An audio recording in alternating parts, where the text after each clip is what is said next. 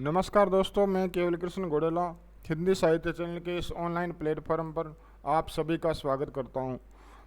दोस्तों, आज के इस वीडियो में हम हिंदी व्याकरण के अंतर्गत हिंदी वर्णमाला में जो 3 प्रकार के श जो प्रयोग में आते हैं दोस्तों, तो उनके बारे में चर्चा करेंगे और उनके अंतर को समझेंगे और इनका उच्चारण स्थल वगैरह जो इनकी प्रक्रिया है वो सब कुछ विस्तार से जानेंगे दोस्तों।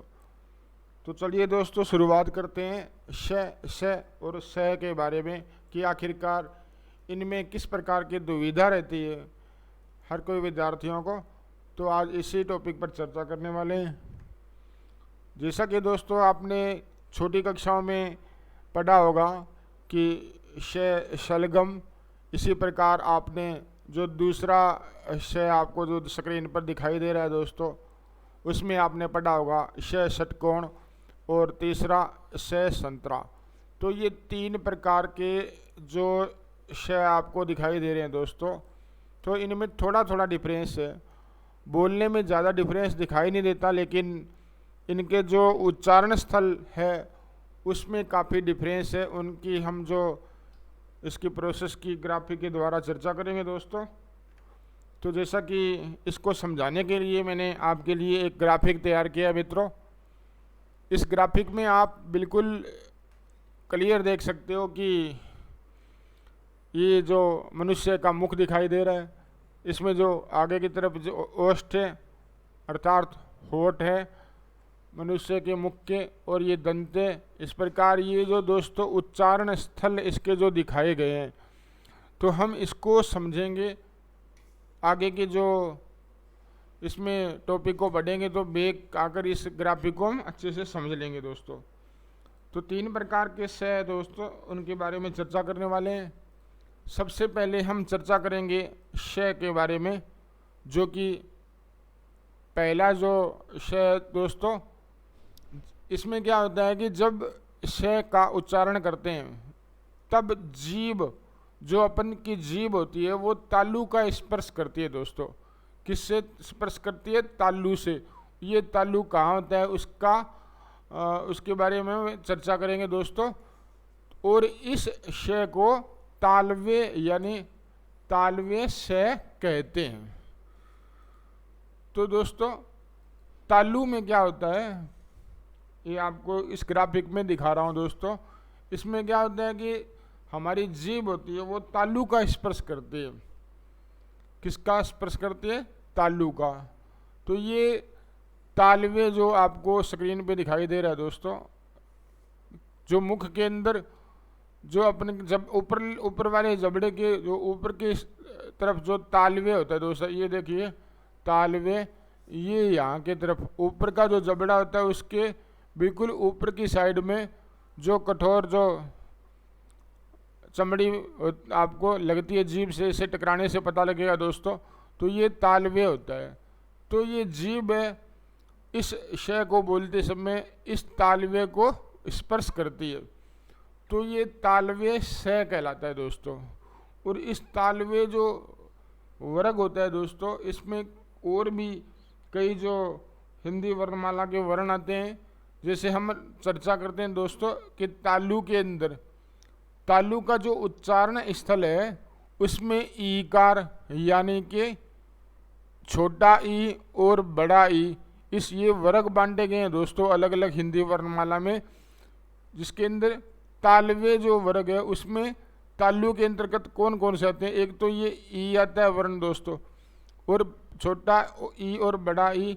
इसी प्रकार च वर्ग पूरा का पूरा इसमें समाहित होता है, च, छ, ज और झ।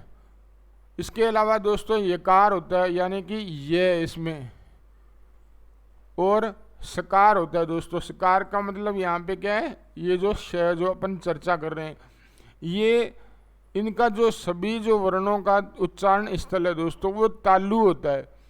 और इसी तालु के अंतर्गत ही ये जो श अपने बात कर रहे थे पहले की, ये आता है। तो ये किस प्रकार का श है? तालवे श के अंतर्गत आता है दोस्तों। इसका उच्चारण स्थल कहाँ से होता है? तालु से होता है। और जो इस वर्ग का नाम है वो है तालवे। कि तालव्य वर्ग के अंदर जो हिंदी वर्णमाला के अंतर्गत उच्चारण स्थल के अनुसार जो वर्गीकरण किया गया है, जिसमें तालव्य वर्ग आता है दोस्तों, उसके अंतर्गत ये च वर्ग के सभी जो वर्णमाला में जो वर्ण आते हैं दोस्तों, इसके अलावा ईकार जो आपको बताया ई और बड़ा ई, इसी प्रकार ये और श आते हैं। तो अब हम दूसरे श की बात करेंगे मित्रों। ये देखिएगा, ये श भी दोस्तों जब श का उच्चारण करते हैं तो उस समय जीभ जो होती है वो मूर्धा का स्पर्श करती है दोस्तों, और इसे मूर्धन्य श कहते हैं। अब ये ग्राफिक में देखते हैं दोस्तों कि जो मूर्धा है वो किस तरफ होता है, अपने मुख में जो इसकी स्थिति है उसको चेक करते हैं। ये देखिएगा मित्रों, जो अपन के मसूड़े होते हैं, मुख के अंदर जो मसूड़े होते हैं अपने, यहाँ पे इस जगह दांतों के थोड़ा सा ऊपर, यहाँ पे दोस्तों ये मूर्धा उच्चारण स्थल होता है, मूर्धा उच्चारण स्थल। तो यहाँ से ये जो श की जो उत्पत्ति होती है, यहाँ से इसका उच्चारण होता है। और इसके जो वर्ग में जो आते हैं अन्य भी वर्ण आते हैं दोस्तों, वो कौन कौन से आते हैं इस पर हम चर्चा करते हैं। कि मूर्धा जो इसमें री कार, एक तो ये री आता है दोस्तों, कौन सा आता है री, ट वर्ग पूरा का पूरा आ जाएगा इसमें, ट ठ ड ड और अणे। और रेफ आता है दोस्तों, यानी रे इसमें आता है, और शकार मतलब इसमें ये वाला स इसमें आएगा। तो ये इनका जो सभी जो वर्णों का उच्चारण स्थल है दोस्तों क्या है, मूर्धा। और इस जो वर्गीकरण में किया गया इस वर्ग का नाम क्या है, मूर्धन्य। इसी प्रकार दोस्तों हम तीसरे स की बात करेंगे, जो अपन बचपन में पढ़ते थे स संतरा या स सलेटी के नाम से। तो जब वर्ण श का उच्चारण करते हैं तब जीभ दांतों को स्पर्श करती है दोस्तों। तो जीभ किसको स्पर्श करती है, दांतों को स्पर्श करती है। इसलिए ये जो दोस्तों दंते स कहलाता है। किस प्रकार का, दंते स। तो ये दोस्तों दंते स होता है। इस वर्ग में क्या होता है दोस्तों, दांतों का तो आपको पता ही है दोस्तों, मुख के अंदर हमारे दांत होते हैं, उनसे हमारी जीभा है जो स्पर्श करती है। और दंत में त वर्ग पूरा का पूरा आता है दोस्तों, इसमें त थ द ध और न। और लकार दोस्तों इसमें ल आता है, एक तो ये वर्ण, और सकार का अर्थ ये स वाला। तो ये दोनों वर्ण इसी जो वर्ग में आते हैं दोस्तों, कौन से में, दंत्य वर्ग में। और जो उच्चारण स्थल होता है इन वर्णों का वो होता है दंत, जो कि आप चित्र में देख सकते हो दोस्तों। फिर भी आपको बता देता हूँ दोस्तों कि ये जो उच्चारण स्थल है इसका जो तीसरे स का, वो दांतों से स्पर्श करती है जीभा। जब हम बोलते हैं, ये जो वर्ण बोलते हैं, तो इन दांतों को स्पर्श करती है।